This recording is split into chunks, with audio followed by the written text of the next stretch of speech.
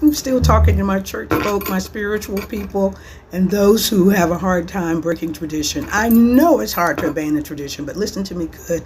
I saw a young man in practice today, and he was talking about his ordeal with going through a divorce. He and his wife both are Christians. They profess to be members of a good church, and they are going through marital issues to the point to where she's asking for a divorce.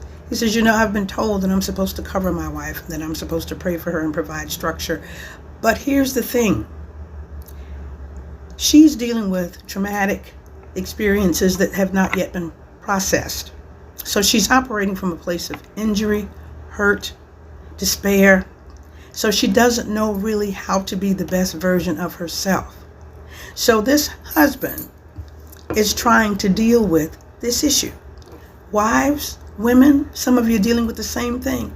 I've had women come into the practice to tell me that their husbands were physically abused. They came from broken homes, and so they don't know what a home looks like or what it should be like. Yet together they're trying as Christians to make this thing work, as spiritual folk to try and make it work. Listen, I talked to him from the parable of the sower. When you're choosing a mate, know what kind of ground you're sowing into.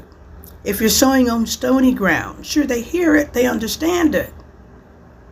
But the wedding has been planned, not the marriage.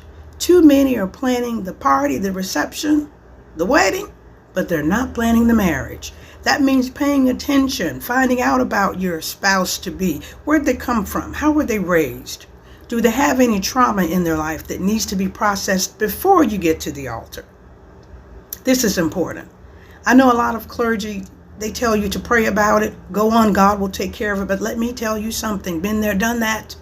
So I can tell you, it's very important to know that you need to get with a spiritual counselor who will give you both from the scripture and also from mental health, wellness, self-care. Carnal, spiritual, we have to live together. You're not all spiritual, nor are you all carnal. If you profess to being a Christian, listen, know what ground you plant into before you say, I do. Trauma.